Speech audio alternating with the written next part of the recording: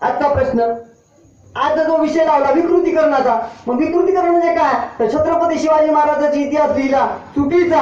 तुम्हाला पहिल्यांदा सांगितलं सत्य पाहिजे की निर्मित गुळगुळीत, कारण पुराव्याशिवाय मी काही बोलत नाही. माझ्याकडे डॉक्युमेंट असते सगळ्या गोष्टीचे, आणि डॉक्युमेंटच्या आधारावर बोललं पाहिजे, सत्याच्या आधारावर बोललं पाहिजे, इतिहासाच्या आधारावर बोललं पाहिजे. छत्रपती शिवाजी महाराजांचं ब्राह्मणीकरण केलं, विकृतीकरण केलं. आणि एक गोष्ट सांगितली, छत्रपती शिवाजी महाराज कोण? गो ब्राह्मण प्रतिपालक, कट्टर हिंदू समर्थक आणि मुस्लिमांचे कट्टर द्वेष्टे. एवढ्या मोठ्या महाराजाला काय म्हटलं? गो ब्राह्मण प्रतिपालक. गाय आणि फक्त ब्राह्मणाचं रक्षण करण्यासाठी, म्हणजे जणू काय याला दुसरं कामच नव्हतं. बघा, म्हणजे रयतेचा राजा, या देशाचा राजा, पण सांगितलं केवळ मात्र गो ब्राह्मण प्रतिपालक, कट्टर हिंदू समर्थक आणि मुस्लिमांच्या कट्टर द्वेष्टे. मला प्रश्न पडला, असं चित्र रंगवलं गेलं इतिहासामध्ये. मी छत्रपती शिवरायांचं जीवनचरित्राचं अध्ययन करत आलो, लहानपणापासून मला आवड होती. मला प्रश्न उपस्थित झाले आणि इतिहासामध्ये मला दाखले सापडते. जर छत्रपती शिवाजी महाराज केवळ मात्र ब्राह्मण प्रतिपालक, कट्टर हिंदू समर्थक आणि मुस्लिमांचे कट्टर द्वेष्टे होते, तर छत्रपती शिवरायांच्या सैनिकामध्ये 500 पठाण येऊन भरती का झाली? छत्रपती शिवरायांनी रायगडावर समाधी, छत्रपती शिवरायांनी रायगडावर मस्जिद का बांधली? छत्रपती शिवरायांच्या सैनिकामध्ये 35% मुसलमानांची भरती का केली? छत्रपती शिवरायांनी काजी हैदर याला खासगी वकील का बनवलं? प्रश्न आहे ना. छत्रपती शिवरायांनी सिद्दी हिलाल, मदारी मेहतर, हिरोजी फरजत, तुम्हाला कितीतरी मुसलमान नावं सापडतील. आणि महत्वाची गोष्ट सांगतो, हे छत्रपती शिवरायांचं तैलचित्र आहे, ही मुस्लिमांची देण आहे. सांगा बरं, पहिलं चित्र छत्रपती शिवरायांचं कोण काढलं? त्यांना पण छत्रपती शिवराय माहीतच नाही ना आपल्याला. मुसलमानाची देण. इतिहास वाचा. आणि एवढंच नाही, याहीपेक्षा तुम्हाला एक महत्वाची गोष्ट सांगतो की छत्रपती शिवरायांच्या बाबतीत नेहमी चुकीचा इतिहास आणि चुकीचं विकृतीकरण करून सांगण्यात येतं. छत्रपती शिवराय केवळ कट्टर हिंदू समर्थक असं सांगतात. पुराणाची प्रत जरी सापडली तर ते आपल्या मुस्लिम सवंगाड्यांना देत होते. कुणालाच माहित नाही.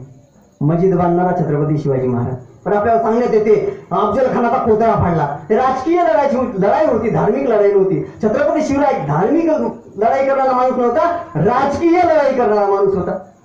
त्यांचे समाज कार्यांचे क्षेत्रामध्ये त्यांचं जीवन जास्त गेलं, परंतु इतिहासाचं विकृतीकरण केलं. आपल्याला सांगितलं तुमचा शत्रू कोण? मुसलमान. आपल्याला शिकवलं गेलं लहानपणी, तुमचा शत्रू कोण? मुसलमान. मग आपला कोण? छत्रपती शिवाजी महाराजांकडून. म्हणजे लढाई झाली पाहिजे आणि शत्रू काय तसाच राहिला पाहिजे. ही व्यवस्था या देशामध्ये चालवली. एक प्रश्न विचारतो मी तुम्हाला, छत्रपती शिवरायांचं घराणं कट्टर हिंदू समर्थक व्यवस्थेचं होतं, तर छत्रपती शिवरायांची आजी उमाबाई, इतिहास वाचन कोणाला विचारून घ्या, डॉक्युमेंटरी सांगतो. छत्रपती शिवरायांची उमाबाई, आजी जी आहे उमाबाई, हिला मुलं व्हावे म्हणून हिने अहमदनगरच्या शाह शरीफ पीराला नवस केला. अहमदनगरचा शाह शरीफ पीर आहे. आजही तुम्ही अहमदनगरला जा, कोणालाही विचारा, त्या पीराला उमाबाईने नवस केला. काय कशासाठी नवस केला? की मला मुलं झाली पाहिजे. आता मला प्रश्न पडला, उमाबाईला का 36 कोटी देवी देवता दिसलं नाही? प्रश्न आहे ना. तिनं अहमदनगरच्या पीराला नवस केला, शाह आणि शरीफ पीराला नवस केला आणि म्हटलं मला मुलं होऊ दे.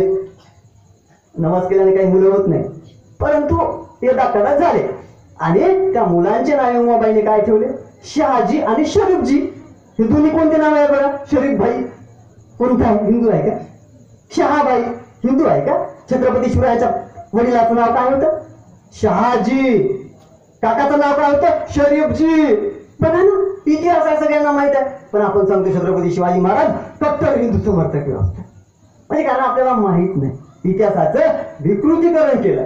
आणि जोपर्यंत इतिहासाचं विकृतीकरण नष्ट होत नाही तोपर्यंत या देशामध्ये खरे छत्रपती शिवराय म्हणजे रयतेचे छत्रपती शिवराय आपल्याला समजणार नाही. मित्र हो, कारण बोलताना खूप साऱ्या गोष्टीचा उलगडा करणे फार आवश्यक असते. कारण छत्रपती शिवरायांचं जीवनचरित्र फार मोठं आहे. संत सेवालाल महाराज जीवनचरित्र फार मोठं आहे. कारण मी संत सेवालाल महाराजांवर प्रकाश टाकणार आहे, परंतु छत्रपती शिवरायांच्या नंतर सेवालाल महाराज जयंतीचं मी जे काही त्यांचं जीवन कार्य आहे त्यावर प्रकाश टाकेल. कारण खूप साऱ्या छत्रपती शिवरायांचे जीवनचरित्र जे आहे हे एक आदर्श जीवनचरित्र आहे आणि सर्वांनी ते आत्मसात केलं पाहिजे. कारण आपल्याला बऱ्याचशा गोष्टी सांगण्यात येतं. मगाशी सुद्धा सांगितलं की रामायण महाभारताचे कथाचे संस्कार त्यांच्यावर घडत होते. मला म्हणायचं आहे, आता काय रामायण महाभारताची कथाचे संस्कार घडत नाही का? आता होत नाही का? होते ना, होते ना. मग छत्रपती शिवाजी महाराज कोण होता? सगळेच छत्रपती शिवाजी महाराज संस्कार कोणते झाले महत्वाच्या इतिहासामध्ये आपण गेलं पाहिजे, त्याची दखल घेतली पाहिजे. कारण छत्रपती शिवराय करतात हे रयतेचं कार्य आहे. आपलं कार्य हे जाणीव करून त्यांनी ती सगळ्या लोकांना रयतेला दिली होती, हे विसरता कामा नये. कारण छत्रपती शिवरायांचं कार्य हे रयतेचं कार्य आहे. आणि कुठलाही राजा का बरे यशस्वी होतो? लोकशाहीमध्ये सुद्धा त्या राजाची आठवण काय येते? कारण की छत्रपती शिवरायांचे राज्य हे राजे जरी असले तरी हे रयतेचं काम करणारे राजे होते. आणि यांच्या राजदरबारामध्ये सगळी रयत समाविष्ट होती, सगळी रयत काम करत होती, सगळी रयत स्वतःचं राज्य समजून जगत होती. आणि जेव्हा रयत राजाच्या कार्यामध्ये सहभागी असते तेव्हा कुठलंही कार्य तडीत जाते, तेव्हा कुठलाही सम्राट आणि साम्राज्य निर्माण होऊ शकते. याचा इतिहास आहे. दीपक सुरेशवारांनी चांगले उदाहरण सांगितले. परंतु मी सांगू इच्छितो की छत्रपती शिवरायांनी, मला असं वाटतं की जगामध्ये आत्माहुतीच्या प्रेरणा जर कोणी निर्माण करू शकला असेल तर ते केवळ मात्र छत्रपती शिवाजी महाराज आहे. आता मगाशी साहेबांनी इंदिरा गांधीचं उदाहरण दिलं, पण त्यांनी हे सांगितलं नाही की अंगरक्षकांनी तिचा जीव घेतला आहे ना. अंगरक्षकांनी तिचा जीव घेतला. जगामध्ये जर असा विचार केला की आपल्या धन्याचा म्हणजे अंगरक्षकांनीच आपल्या धनाचा जीव घेतला, असे उदाहरण तुम्हाला बरेच सापडतील. परंतु या उदाहरणावरून तुम्हाला गोष्ट लक्षात येते की छत्रपती शिवरायांच्या अंगरक्षकांनी त्यांच्यासाठी बलिदान दिलं, त्यांच्यासाठी जीव दिला, आत्माहुतीच्या प्रेरणा त्यांनी निर्माण केल्या. असं का बरं झालं? दीपकने एक उदाहरण सांगितलं.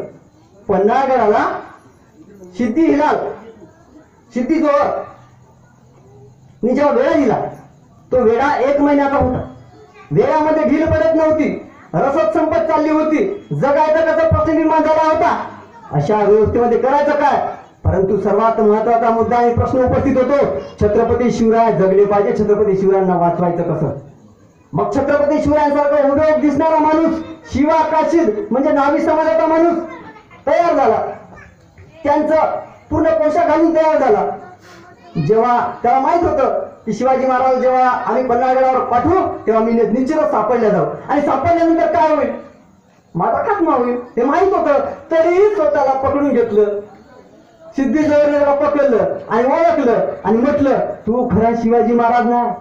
काय म्हटलं? तू खरा शिवाजी महाराज नाही, मला माहित आहे, परंतु माझे सैनिक हे भूलतात. नेहमीच असा होते की शिवाजी महाराज ठिकाणी तू येतो आणि शिवाजी महाराज कसा होता, असा होता कामा नये.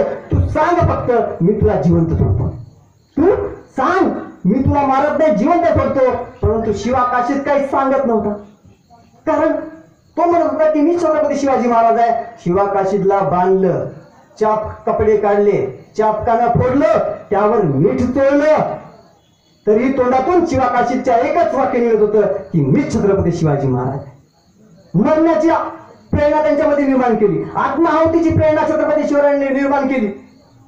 शेवटी सिद्धी जोहरला खूप राग आला आणि सिद्धी जोहरने बिचवा चाकू काढला, छातीमध्ये खुपसला आणि पोटापर्यंत चिरत आणलं आणि त्याचं दर्शन घेतलं आणि म्हटलं, अरे खरंच छत्रपती शिवाजी महाराज धन्य आहेत की तुझ्यासारखा महान माणूस त्यांना मिळाला, जीव देणारे माणसं मिळाले. अरे तुझ्यासारखा एक माणूस जर माझ्याकडे असता तर मी जगावर राज्य केलं असतं. रे खरंच एक महान राजा आहे. बघा, छत्रपती शिवरायांची महानता परकीय शत्रूंनी सुद्धा केली आहे. मला सांगा, तो शिवा काशीद स्वतःचा जीव दिला, स्वतःची आत्माहुती दिली, काय कोणा संपत्तीच्या लोभाने? काय त्याला संपत्ती मिळणार आहे? काय त्याला राजपदी मिळणार आहे? काय त्याचं पूर्ण पिढी दर पिढी राजदरबार चालणार आहे? का त्यांना पूर्ण सोन्या चांदीचा खजाना मिळणार आहे? मग कोण्या लालसीने गेला? कोण्या लालसीने त्यांनी जीव दिला छत्रपती शिवरायांच्या राज्यासाठी? का बरं जीव दिला? कुठल्या प्रेरणेने जीव दिला? कारण त्यांच्या मनामध्ये एक प्रेरणा होती, शिवा काशीदच्या डोक्यामध्ये एक प्रेरणा होती, आपण मिळत तर चालेल, लाख मिळत तर चालतील, परंतु लाखाचा पोशिंदा जगला पाहिजे. काय? मी मिळत तर चालेल, लाख मिळत तर चालतील, परंतु लाखाचा पोशिंदा जगला पाहिजे. ही किमया केवळ छत्रपती शिवराय करू शकले. ही किमया केवळ छत्रपती शिवराय करू शकले. दुसरं उदाहरण सांगतो. आग्र्यावरून जेव्हा सुटका झाली तेव्हा छत्रपती शिवरायांची सुखरूप सुटका करण्यासाठी हिरोजी फर्जत आणि मदारी मेहतर हे दोन्ही मुसलमान आता मुसलमानांनी छत्रपती शिवरायांसाठी आहुती दिली, प्रश्न आहे ना. आपण म्हणतो छत्रपती शिवराय ते मुस्लिमांच्या विरोधात होते आणि छत्रपती शिवरायांसाठी मरणारे लोक मुसलमान. हिरोजी फर्जत मदारी मिळतात, आग्र्यावरून सुटका, तुम्ही इतिहास वाचला असेल. छत्रपती शिवरायांची सुटका केली आणि दोन म्हणजे मदारी मिळतात, हिरोजी फर्जत एक छत्रपती शिवरायाचा वेशभूषा करून झोपला आणि त्याचे पायचे पत्रक त्याचा हिरोजी फर्जत राहिला. त्या दोघांनाही माहित होतं आपण पकडल्या जाऊन मारल्या जाऊन. दोन्ही मुसलमान तरी मरण्यास तयार झाले. का बरं? तरी मरण्यास तयार झाले कारण छत्रपती शिवराय करतात हे रयतेचं कार्य आहे, हे आपलं कार्य आहे. आपण दोघं मेले तर चालतील, लाख मेले तर चालतील, परंतु लाखाचा पोशिंदा जगला पाहिजे ही किमया केवळ छत्रपती शिवराय करू शकले. छत्रपती शिवरायांच्या जीवन कार्यामध्ये छत्रपती शिवराय शेतकऱ्याविषयी त्यांची बरेच वक्त्यांनी आता सांगितलं की शेतकऱ्याविषयी त्यांची भूमिका काय होती. छत्रपती शिवराय म्हणायचे शेतकऱ्यांच्या भाजीच्या देठालाही हात